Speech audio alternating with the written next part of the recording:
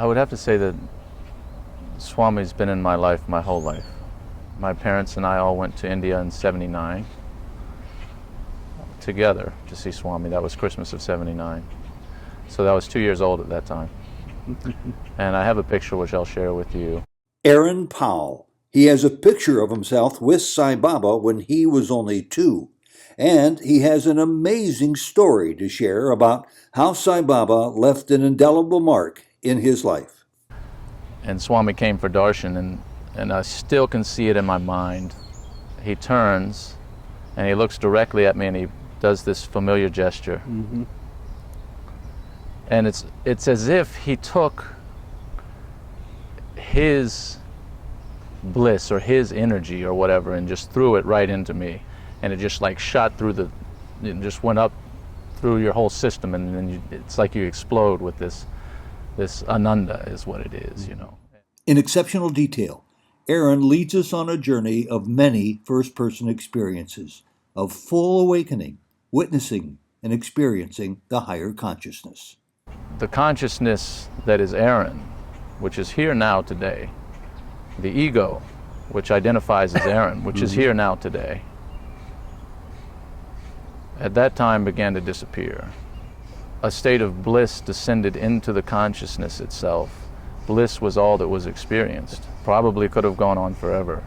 It was as if you could take the ego and put it in a corner, and it didn't even have any power at all. The mind had been defeated completely.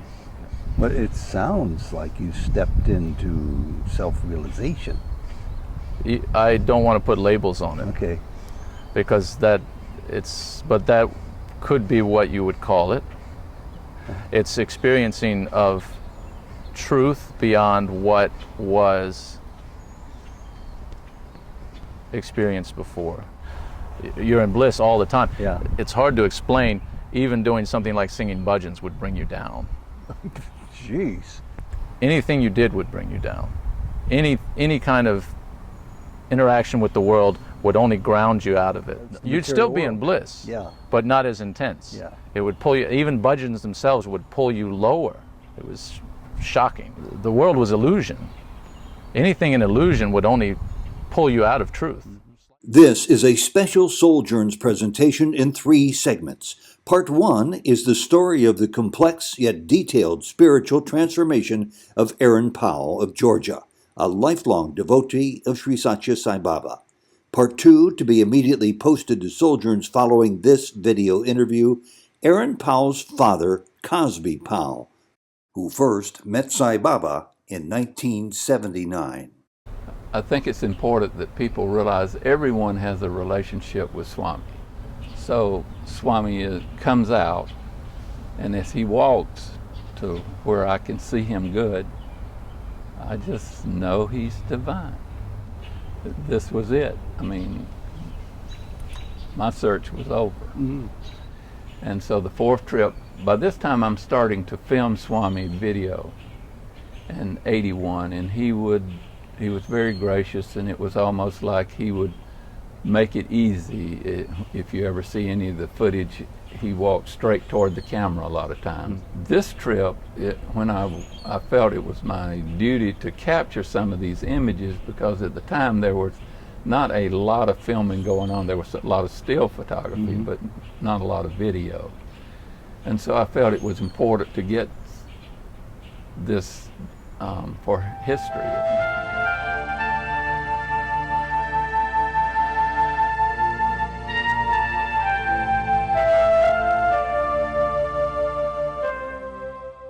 Bhagavan Sri Sathya Sai Baba presents to the world an example of universal love and truth. And then part 3 of this series will include the video documentaries on Sai Baba's life, written, produced, and narrated by Cosby Powell decades ago. He personally feeds, clothes, and houses the poor and underprivileged. Sai Baba permitted this early filming and videotaping of him by Cosby Powell over many years. More on this later. But first, part 1, Cosby Powell's son, Aaron Pow.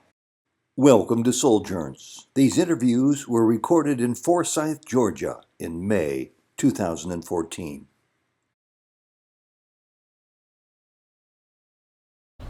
I would have to say that Swami's been in my life my whole life. My parents and I all went to India in '79 together to see Swami. That was Christmas of '79. Yeah. But I did, at that time, had long platinum blonde hair, and I was 2 years old in India in 1979, so you can imagine I stood out a little bit. Well, as you grew a couple of years older and matured a little more, Yes. you probably had, I'm just going to guess, some future encounters with Sai Baba. Can you relate some of those that you can remember?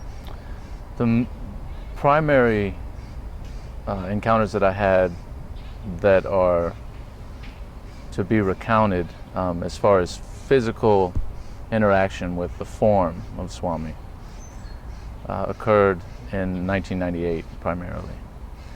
And at that time I was 20 years old, and I had come to see Swami first time as an adult. But he's always actually been something besides the form for me. And the form was never actually him, although there was a lot of sweetness to the interaction. In '98 I went, and the first time I went to darshan, and I sat, and Swami came for darshan, and I still can see it in my mind. He comes around this pillar, and so there's a moment where you don't see him. And then as he comes around the pillar itself, he turns, and he looks directly at me, and he does this familiar gesture. Mm-hmm. And it's as if he took his bliss or his energy or whatever and just threw it right into me at that moment. And it just like shot through it just went up through your whole system, and then it's like you explode with this ananda is what it is, you know. And devotees will be familiar with it. And I can still remember, you know, so he finishes the darshan, and I had a journal at that time, and I wrote, okay, well, I know what everybody's talking about now, you know. So it was unmistakable. Right. There was no doubting that, you know, that Swami was something beyond comprehension of what you experience in a normal day-to-day world. Even around famous people or spiritual people or whatever, it's a whole nother level of what he is. It's just really, you can't even explain exactly what he is to anyone. They kind of have to experience it. You can give them stories, you can give them these amazing stories, and any story you hear about Swami, no matter how wild it may be, it's very likely that it's true. That's the amazing thing about it. So it's just, the experience goes on and on and on, and you experience him on all kinds of levels. It can permanently alter your life. I shouldn't say that it won't do that, but there's a follow-up. Swami gives you the chance, but he leaves free will in place. There's no doubt about that. Has your free will ever gotten you into trouble? I shouldn't ask. I wouldn't say serious trouble, no.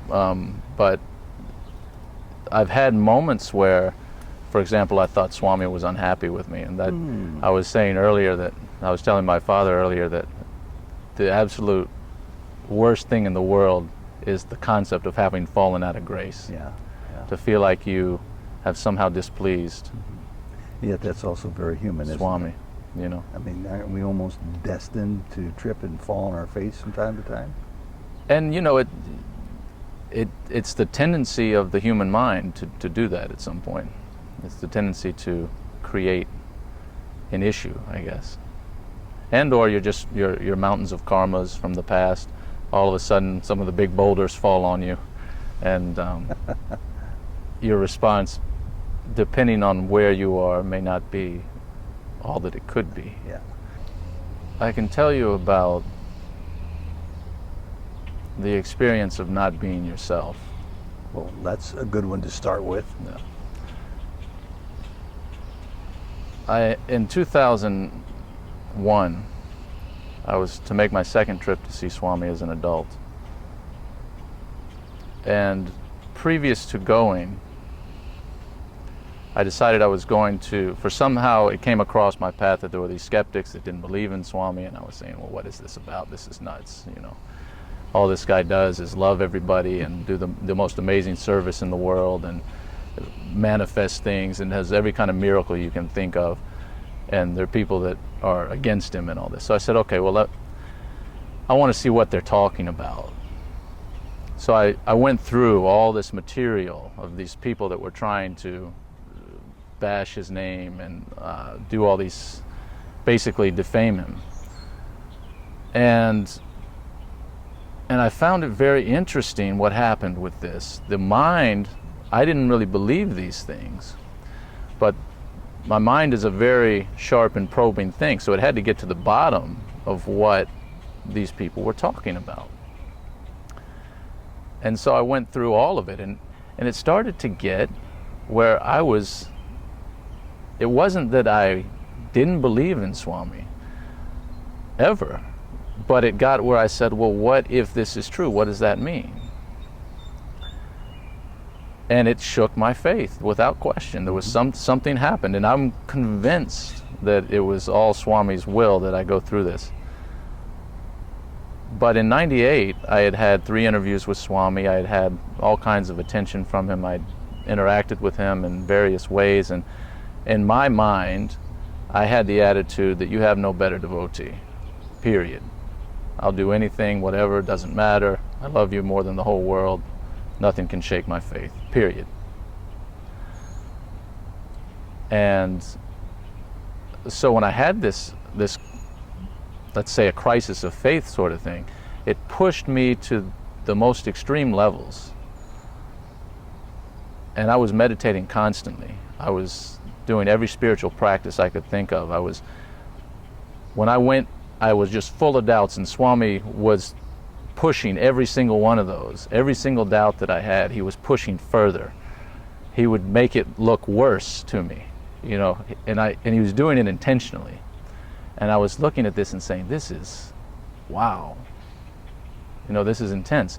But the one thing I remembered is that Swami said, you have to embrace your doubts.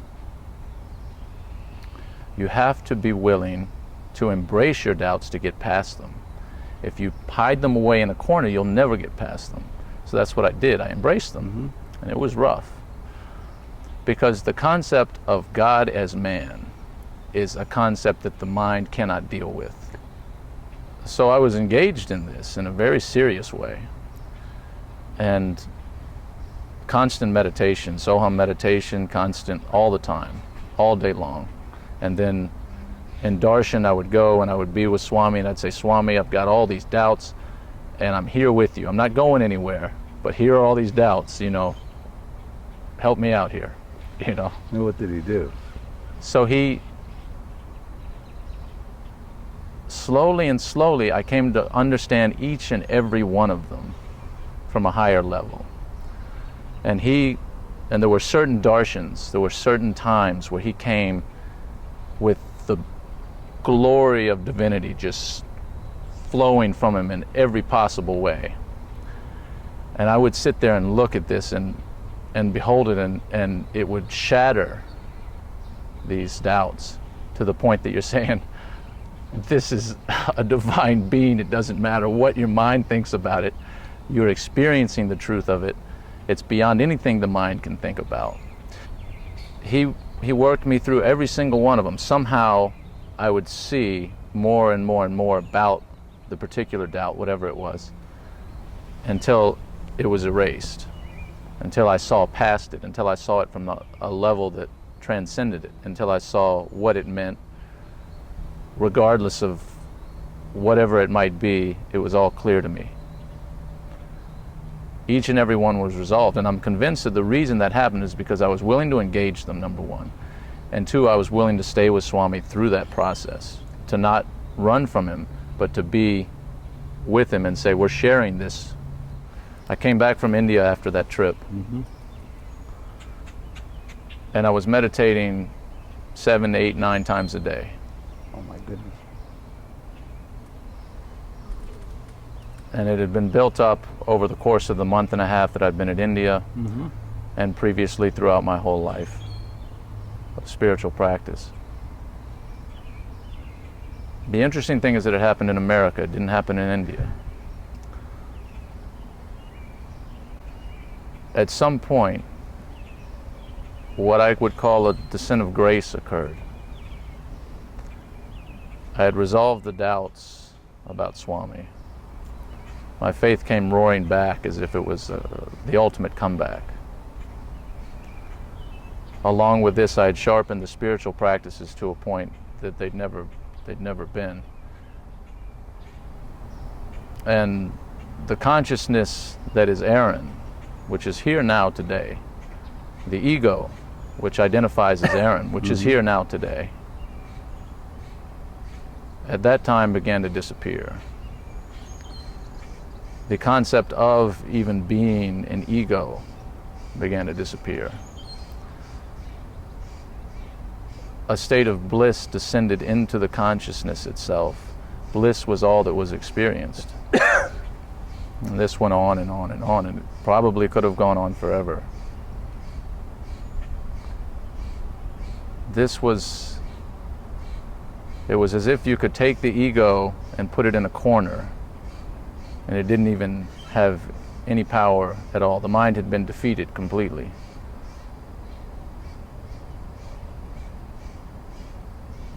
And at that time,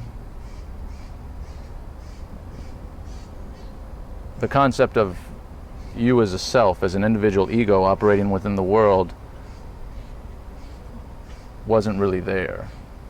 You still experienced the world, but you didn't experience as if you were partaking in it. Mm-hmm. It was a complete witness. Sort of like standing outside of yourself, looking at yourself. Kind of like that. You had control of your body. You experienced bliss continuously. It was an experience that was being had. And it was being had by the true you, but it wasn't being had by the you that perceives it as, I am experiencing this, as a separate entity of this and that and the other. Very difficult to explain it. But it sounds like you stepped into self-realization. I don't want to put labels on it. Okay. Because but that could be what you would call it. It's experiencing of truth beyond what was experienced before. A more neutral term might be an awakening, a big awakening for Aaron's life, to see that your life isn't what others and saw it as. the experience of it was that Aaron didn't experience it. Yeah. Aaron was put aside. There was a truth that was, and you were that. It basically Satchidananda, as they explain it, is the best way to understand it within a framework. The interesting thing about it is that it verified everything that I had ever read or heard or understood about the things that I hear Swami talk about, that I had heard him talk about. The truth of the self, you are a completely invincible thing. There is nothing that can touch you. The world is completely an illusion. The interesting thing about it, several interesting factors to it, were that the world itself was so unreal that you knew that nothing that happened in it had any relevance at all towards you. It wouldn't change you in the slightest. Not now, not in the past, not in the future. Nothing had any influence on you at all. The interesting factor is that there was a remnant, there was a bit of Aaron that remained there. And it was like it was put in the corner, but it still existed. And this went on for some months, this state. At some point, there was what I would call a decision that came to be relevant, that had to be made. And that was whether to continue existing within this illusory world at all, or not. To escape it, you mean? And not through any physical means, just as if there was a choice. Mm-hmm. That was the perspective of it. And there was something there was either work that had to be done here, or there was karma that was still due, or there was something. Or there was something that pulled back. And at that time, a decision was made to return, so to speak. To Aaron. Right. So it took a long time to actually do that. It took, I would estimate it took, the way I describe it is that there were two existences at once. There was truth, and then there was Aaron. And these were going along this sort of parallel line. That's the duality we all seem to live. And you could exist on either one. You could be the truth or you could be Aaron, but they weren't together. What happened is slowly over time they went like this. They came down and down and down, and eventually they merged back into one thing. And then you begin to experience life as an ego again, as an individual self. Before you go on, one quick question. When you were not the ego was over in the corner. Right. Little Aaron was there by himself, and you were in this period, let's just call it truth. How did you function in the world of Maya? Did you have a job? Did you have a household? I was going to school at the time. And you were able to function? The interesting thing about going to school was that it was very easy because you knew things in a way, just you would pick them up. It was an interesting experience in that way. And once again, this was going along. So Aaron kind of existed a little bit more at that point. At first it was a period where I was not in school. It was a summertime thing. It was going on. There was no real distractions. I just existed on meditation, and you're in bliss all the time. Yeah. It's hard to explain. Even doing something like singing bhajans would bring you down. Jeez. Like anything you did would bring you down. Any kind of interaction with the world would only ground you out of it. It would take you into duality, into the Just material slightly, world. just slightly. As beautiful as bhajans are, it's the You'd still material be in world. bliss, Yeah. but not as intense. Yeah. It would pull you, even bhajans themselves would pull you lower. It was shocking. It was just amazing. There was nothing, the world was illusion. Anything in illusion would only pull you out of truth, slightly, whatever it was.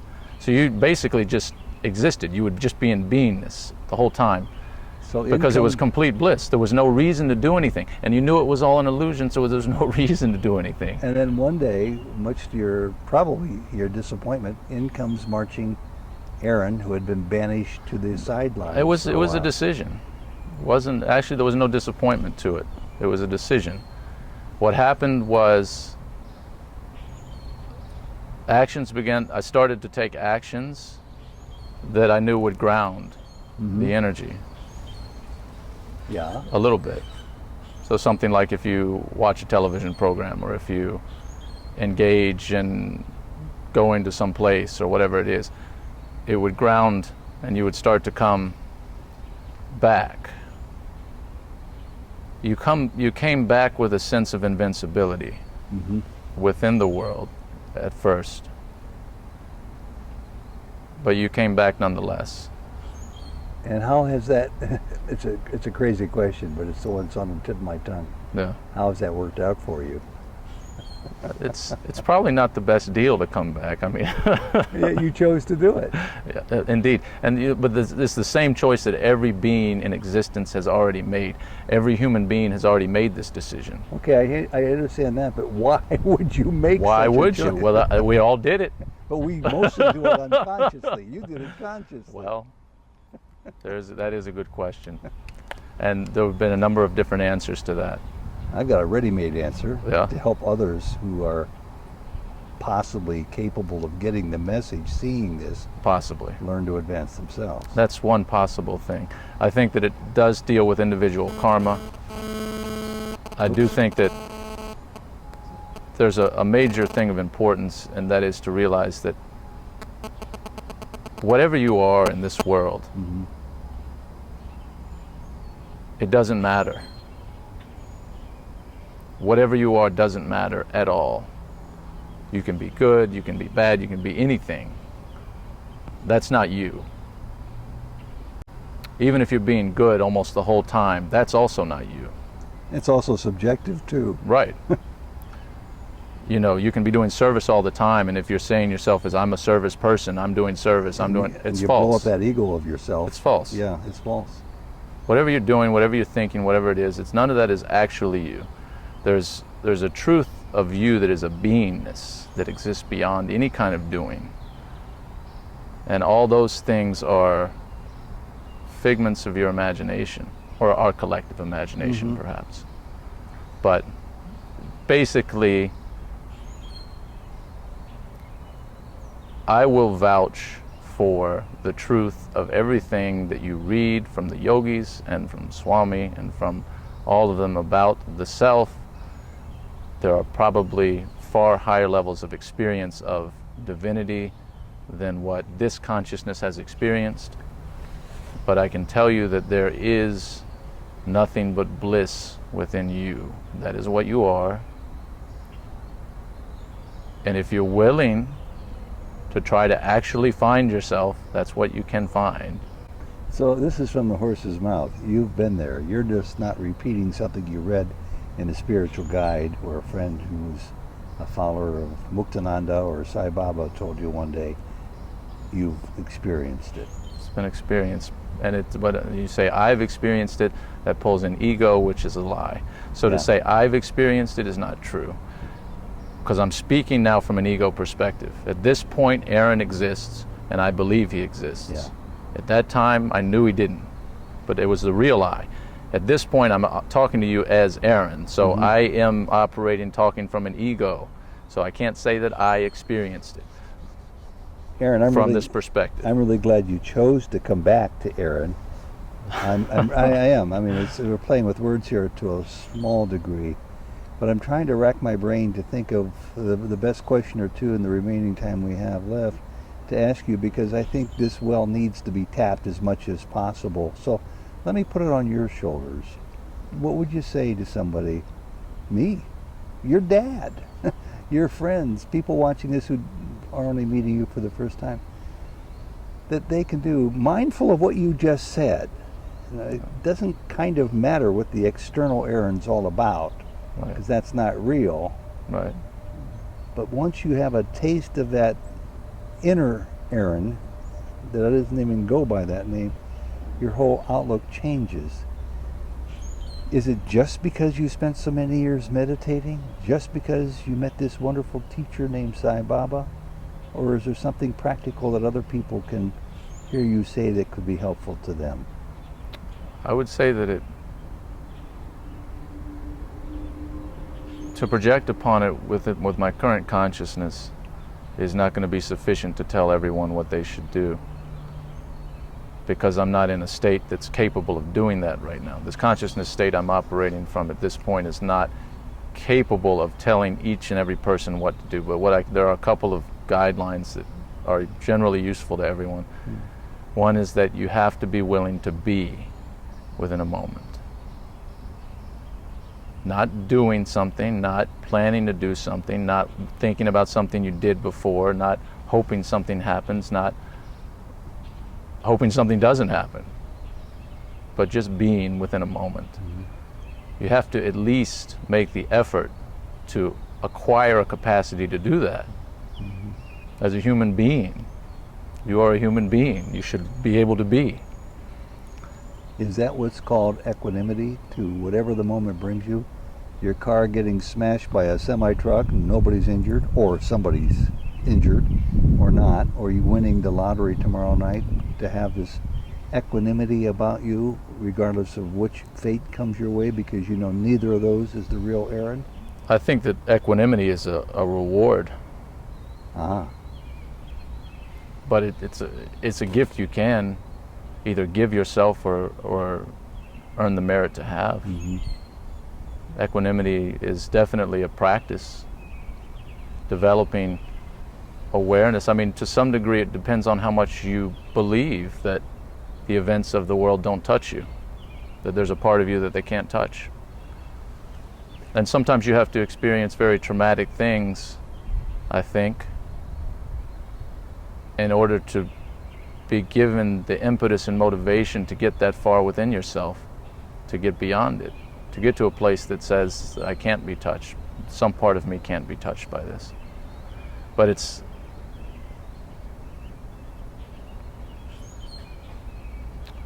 you have to be willing to commit everything to it. You have to be willing to do whatever it takes, but not just to do whatever it takes, but to commit yourself to the process on your own inner level, to find out who you are. That has to be quintessential to you, I think, for you to experience your true being. Because Maya doesn't take a day off. Maya doesn't take a second off. Maya is coming at you every minute from every angle. Mm-hmm. Yeah. And if you want to defeat Maya, you can. But you have to be willing to fight the every second fight that it takes to do it. A final question. The most trivial question I can think of. Aaron, what's it all about? Being and experiencing. That's really all it is. We put a lot of labels on everything, and this is good and this is bad and this is fun and this is boring and this is this and this is that and I am this and I am that, and it's all not true. But it's a grand illusion, and we've all decided to have it together. And we're enjoying all the aspects of it. So you know what? Everything I just said, if you want to continue to enjoy the illusion, by all means do. That's what we're all here for in a certain way. We're also all here to get out of it. It's both at the same time. And it's a wonderful play. And it's got a lot of pain, and it's got a lot of pleasure, and it's got a lot of this and a lot of that, and a lot of he said and a lot of she said, and a lot of what have yous, and dramas and comedies and romances and all of this. And you're probably here to experience a lot more of it. But there is a part of you that is permanently blissful, and if you get tired of the pain, it is there. The problem is, if you don't start when you're young, it gets more and more difficult, because the way I describe it is that the ego is like a monkey. And when you're young, it's a small monkey. It doesn't have that much power. You can wrestle it a little more easily. But if you wait till you get old to start wrestling this monkey, it's turned into a 600-pound gorilla. So a guy like me has no chance. Well, not necessarily. I'm close to 70. I'm over the hill. Well, it's an illusory gorilla nonetheless. Oh, okay. So it's not quite like a 70-year-old man learning Yeah. Greek for the first time. Right. Because the truth is, there is no Greek. There actually is no gorilla, just like there is no monkey. But if you're dealing with an illusory monkey or an illusory gorilla, perhaps it's easier to wrestle the illusory monkey than the illusory gorilla. Aaron, I really enjoyed this, and you're a young man in your mid-30s, and you have this wealth of understanding, let's just put it that way, without putting any fancy words on it, under your belt already. I'd like to, if Baba allows me to hang around a while, a couple of decades from now, see how much farther you take this jalopy called Aaron's form, and come up with even more startling insights about your real self. Thank you, Ted. Sai Ram. Sayonara. And Aaron, there's one more account I know you would like to share with us, and I'd like to hear it, so let's hear it. This is just a story about Swami and his omniscience. When I was there in '98, as I mentioned before, I was trying to figure out who Swami really was, because I'd always had him as a presence. And I was very fortunate in that I had heard so many devotee stories that you can talk to Swami anytime. Well, and that is physically. When he's physically in a room, you can say to Swami, you know, I've got this dilemma in my life. If I should do this, then brush your hair. And Swami might brush his hair or whatever and give you confirmation. So I said, well, that's all well and good. Swami brushing his hair, there's 10,000 people here who might have asked him to brush his hair for this dilemma or that dilemma. How do I know it had anything to do with me? So I had a very keen mind in that way, or detrimental mind, whichever way you want to look at it. So I said, well, I want to know if this is true, that Swami knows everything that I'm thinking. And so I said, I'm going to try and get Swami to do the most unusual thing. I said, I'm going to come up with the most unusual thing that he would never do in his normal way of movement. You're going to test him, huh? And I said, okay, Swami. And I think Swami likes this. I honestly do. I think he found this amusing, that I was coming up with the most obscure thing for him to do, you know, not just brush your hair like everybody else is asking. So Swami got up and he began to walk toward the interview room. And as any devotee that's been there in any recent times would know, there are two lions that sit on each side of the main veranda. And so as Swami was walking toward the interview room, I asked him a question in my mind. There are thousands of people in the room, the hall, thousands and thousands of people there, and I said, Swami, if the answer to this question is yes, then touch the lion's head as you walk past.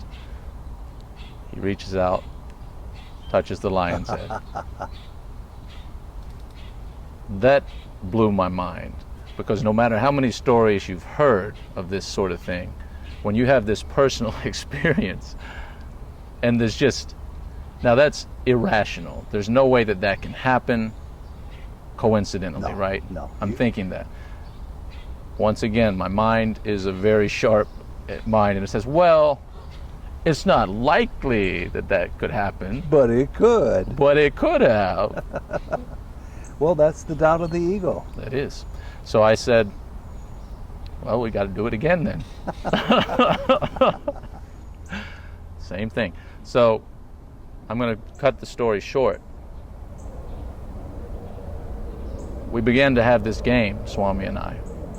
Over the course of that trip in '98, 7 times, Swami, I would say, touch the lion's head if the answer to this is yes, such and such. As he's walking by, he would reach out and touch. Never once did he touch the lion's head when I didn't ask him anything. And after a couple of times of him doing it, I went to someone that had lived there for 9 years, and I told her what I was doing. I said, well, this is what Swami's doing. This is the game that we have. And I said, have you ever seen him touch the lion's head before? Because I wanted to know if he does this. And she'd been there for 9 years. She said, I've never seen him touch the lion's head before until just the last few days.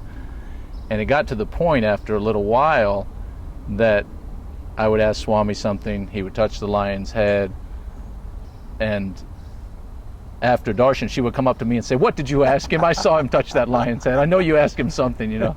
So I would tell her whatever I had asked him. And then one day he was coming out. Usually he'd be going back. Mm-hmm. He was coming out, and I asked him something, and I said, touch the lion's head. He went over and leaned right on the lion's head, just like this. This is Swami's game. Great story. Just beautiful, Leela. Thanks for that one. Sure. How did you enjoy the question and answer? Well, I think Ted's very... It gets heart to heart, and it bypasses even reason or logic.